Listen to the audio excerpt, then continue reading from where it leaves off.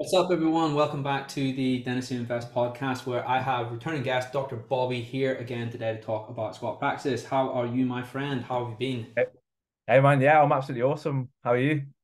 I'm really, really, really good. I'm 11 out of 10. Thank you for asking. I'm really looking forward to this episode today. What we decided that we would talk about for the benefit of everybody listening is the journey when opening a squat practice, high level, but more specifically, the very moment that you open your front door to the very moment that you start turning a profit. Because business is about tweaking things and sometimes just throwing a lot of shit and see what sticks. And I know, Bobby, you've been through that exact journey, and I wanted to know how that looks for you because most people out there listening, this is the main thing that's holding them back from opening a squat practice. Because obviously, if we could open a squat practice and it would be profitable instantly, everybody would flip and do it because it's a 100% ROI in the money that we're going to put down. But it's that purgatory phase. It's the part in between opening the front door and getting to the point where we're actually turning a profit that I'm really, really, really interested to know more about. So I'm hoping you can share your expertise on that one, Bobby. So maybe if we start from the start, which seems sensible. How did that journey look for you the day you opened the practice? Give us a little bit of context to you opening the practice, how that journey looked up to the point. Yeah, so leading up to the practice, I mean, for me personally, maintaining my associate job at the beginning was really important because that, kept my cash flow ticking over. But what was massively, massively crucial for us was pre-marketing campaign. We did not open with an empty door, so we had bums on seats from day one, and that was so, so, so, so important. Like we must have taken about 40, 50 odd new patients, in the first month who were all ready and all booked in. And it was a really difficult time of the year as well. It's coming up to Christmas. We were in December. People don't want to part with their cash, that time of the year. But it's just about, keeping them warm, keeping them ticking over. Yeah, there's a whole process behind that. You got to really look after these people. Not just the case of taking the leads and, giving them a call when you open. You gotta create a bit of buzz. Got to nurture them, right? So what Yeah, did you you gotta do to nurture those leads? Yeah, nurture them. So we would do lots of things, So beforehand, we would contact all of them on the phone, initially, let them know exactly what's going on, what the update is with the practice. Then we started a little mailing list. So we started putting out a little newsletter, just developments about the practice, before and after pictures. So patients could really start to get a feel for what the place is going to look like. One of the really hard things is when you're starting a practice from scratch, your patients can't see anything. You've got nothing to show other than possibly some like pictures, from architects or whatever. But it's really difficult. So you've got to try and create that image in your patients' heads, before you open, how it's going to feel, what's the vibe going to be like, how are they going to be looked after. It's really, really important, just to get that feeling across to them, how you're going to look after them. So yeah, we did that, and then we also did video consultations as well. Patients who wanted to find out a bit more information. We really pushed on that beforehand, which worked really well.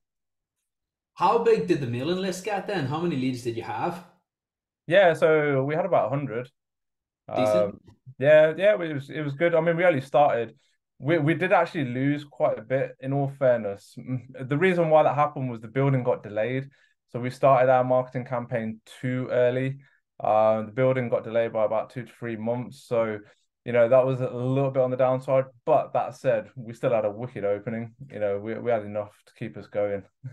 That's cool. But people, I think people on social media and from the context of the internet, they think it's all about having a mailing list of hundreds of thousands of people. Really, actually, 100 really good, decent leads is 100 potential patients. Naturally, we're never going to get 100% conversion ratio, but because they're warm, because they're specifically what you're looking for, and they're specifically interested in what you have to offer, that's actually 100 people that you're talking to. If we think about that, Yeah, yeah, no, you're completely right.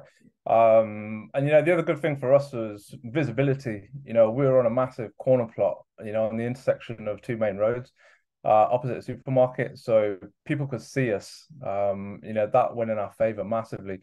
We bannered the hell out of it. So I'm not talking little banners, I'm talking, massive, like, huge things with QR codes and whatnot.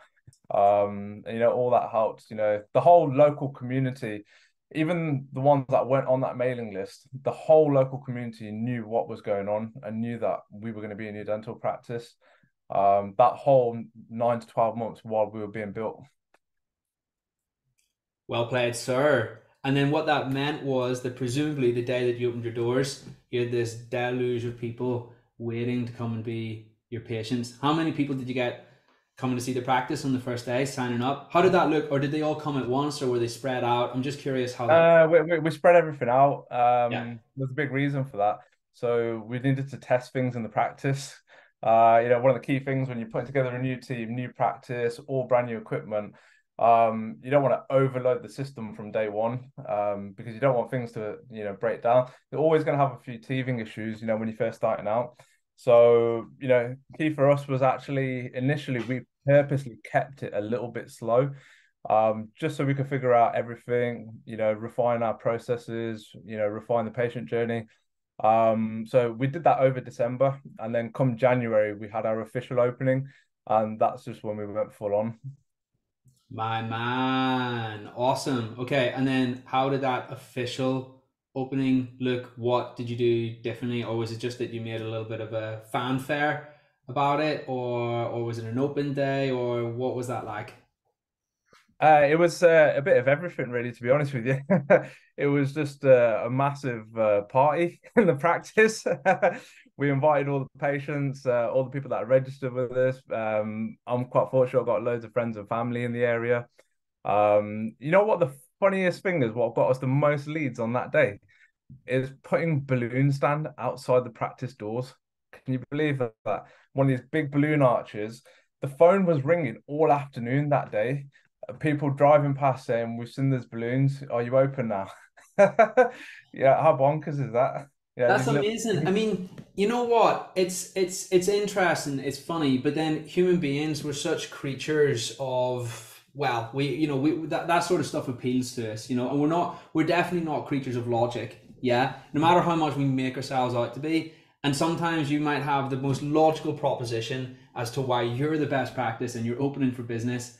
And in addition to that, you need these big balloons just to announce that fanfare to the world, to really, really, really get people talking about you and to really get people to notice. And actually, you need both of those things. And the second that we're open to understanding how we can use marketing to spread our authentic message, that we can help a lot of people, is all of a sudden how we can serve way more people, because we're now appealing to them in a way that they can understand. Not all the technical stuff, but flipping balloons, archways of balloons.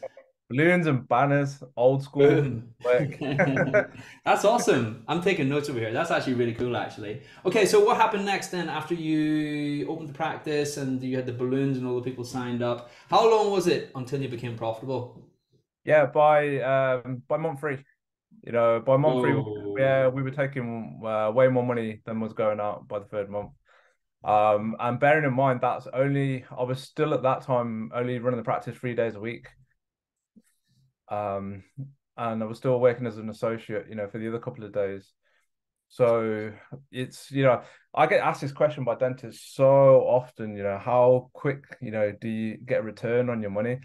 And there's so many different factors to it, but for us, by month three, and it's as simple as that. Just having all the right systems in place, right pricing, right branding, right marketing, right strategy.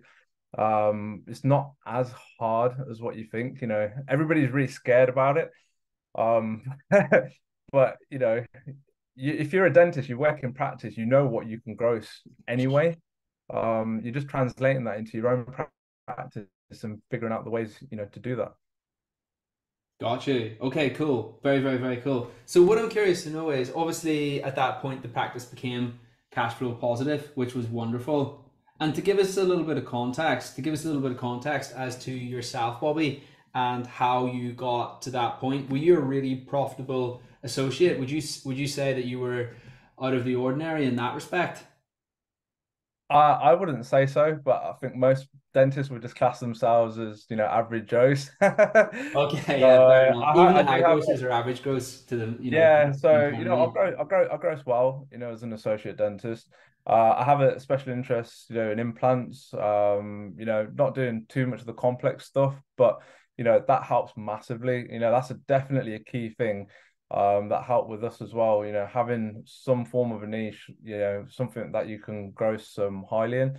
But to be honest with you, the majority of our profitability to date has actually just come from general dentistry, believe it or not, without all the fancy stuff, and that's all yet to be built in massively. How long until the diaries were full? How long did that take? Yeah, so How long diary. before you could go into the clinic and you'd see a week full of patients in your diary?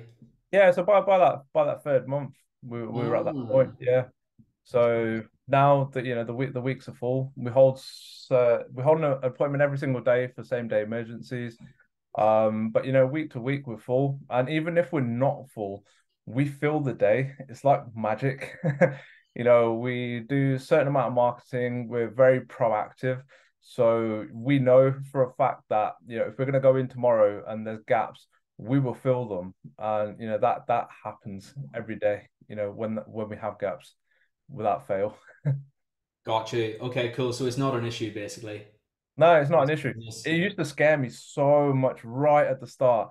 It was like, you're constantly just looking at the diary and you're seeing gaps and you're thinking, oh my God, like, is this going to fill up? Or am I going to get patients in? And we just got to a point now where we have our system in place. It doesn't worry us. You can look at the diary a week ahead, and if there is a gap, no fear. It doesn't matter. We know it's filled. Good stuff. Good stuff. Good stuff. What about recruitment? Has that been something that's been straightforward for you? Yeah, recruitment's been an issue, as everybody will say in dentistry right now. Fortunately, I haven't had the need for an associate dentist as of yet, so not going down that journey until a little bit later in the year. But with the rest of the team, recruiting nurses has been, a bit of an issue. We're very fortunate. We're growing the team now, so we've got another two team members starting next week. And that's actually one of the things that has held back our growth. Finding the right team.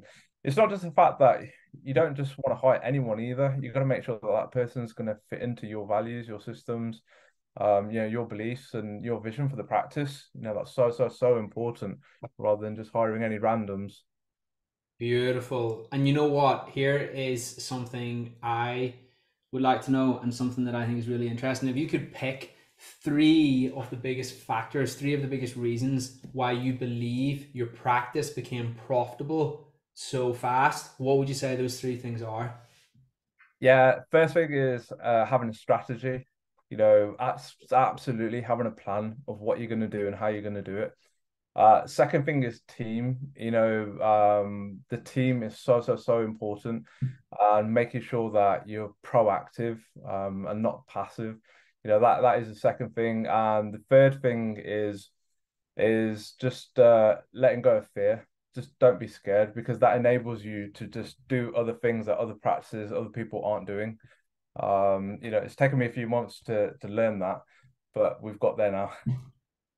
It's so true though, especially in business. It's like lots of the time people are making decisions in business, they don't understand that they have a massive cognitive bias to stay exactly as they are and not change anything, which is one of the worst things that you can do in business, because you have to constantly be adapting and agile. Even if, and that process is so powerful. That internal bias is so powerful that for some people, even when you give them an opportunity that's like flipping 9 out of 10 it's going to work, because nothing's ever a guarantee, right? No, Then they'll not do anything, they'll not change, they'll rather accept where they are, their current situation, rather than take an opportunity which is a 90% likelihood of working out. And obviously it's difficult to quantify, but what I mean is the flipping low hanging fruit, obvious things, yeah, because our brains are designed to allow us to survive and not to thrive. And the second you realize that cognitive bias in yourself is the second when you think to yourself, I'm feeling this fear, but it's probably not rational, because it's probably from my subconscious and it's probably holding me back. So I'm going to choose not to listen to it. yeah, and I can tell you a little story about that as well. So before the practice opened, I actually used to stalk all of the local practices and see what was going on in their social medias, having a little nose. And it used to strike so much fear into me. And I'll be like, oh my God, they're doing this or they're doing that now. How can I compete with that? And now exactly the same. That fear is just gone. All I look at now is, this is my practice. I know how well we're doing. How can I make my practice even better? And I judge it against myself. Boom. I love it. Well, it's all about how you frame things, isn't it? You can either think to yourself, they're the competition, they're ahead of me, or they're ahead of me, or you can think, what can I learn and implement into my practice? And if I work harder than them, chances are I can implement it better than them. Boom. Exactly. Look at what the best guys do, Boom. copy it and make it better. Boom. If you could go back to yourself and you could share with yourself that previous version of Bobby a few bits of wisdom about opening the dental practice, about getting it to the point where it's profitable, what would you say? Or maybe you just like flipping re-emphasize the 3 points that you made earlier, just do those things and you're good. Or maybe there's something else in there as well. Yeah, no, the main thing is just don't be scared. Don't listen to what other people say. That is massively important. Other people have so much influence on us, by what they tell us. But, if you've got a desire, you've got passion to open your own practice, don't hold back. Don't because somebody else said to you, oh, it's too expensive or you're not going to make your money back. It's a lie. You've got to believe it yourself and then make that happen. And you can do that by having the right strategy and the right planning, in place.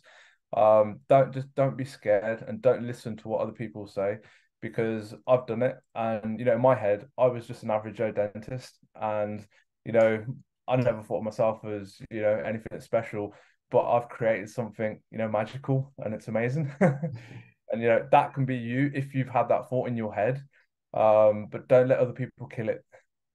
Love that. That's beautiful. That's beautiful. And just to re-emphasize what you have just said, what it would be interesting to know is naturally we start out, we're going to build a dental practice and we have this idea of how it's going to pan out in our head. And then we actually do it. And then usually, more often than not, it's different than how we expected.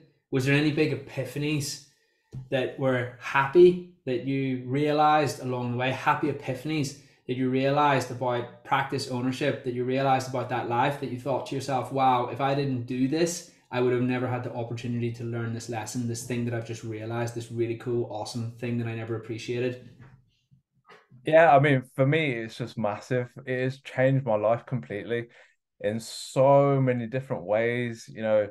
It's learning a brand new skill. It is literally life transforming. In a great way. It's hard to describe it. It's just the best feeling in the world you can ever have is walking into something that you've created out of your own head. That's the only way I can describe it. Think of it in your head, and then you've made it happen, and then you walk into that, you breathe it, you live it. No one can give you that feeling.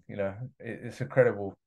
Love that, Bobby. Bobby, we're coming up to the end of this podcast now. I understand that you help dentists as well who want to start their own squat practice. Yeah. So on the back of setting up my practice, I was getting a lot of dentists inquiring, asking, about how I set things up. So I decided to set something up just to do some training, helping some dentists. So I'm taking groups of dentists, through all of the process of setting up their own practices, explaining exactly how we did what we did, sharing my complete journey. And it's been incredible so far. We're building such a great community. um, you know, guys who starting their own practices, they're all learning, sharing ideas, and yeah, it's phenomenal. That's cool. And Bobby, where's the best place to get in touch with you regarding that? Yeah, so just reach out to me on Instagram, Dr. Bhandal, or same on Facebook. That's cool. Top stuff. Listen, Bobby, thank you so much for giving up your Tuesday evening today. Good to see you once more, and I'm sure we'll speak again very soon. All right. Thanks, James.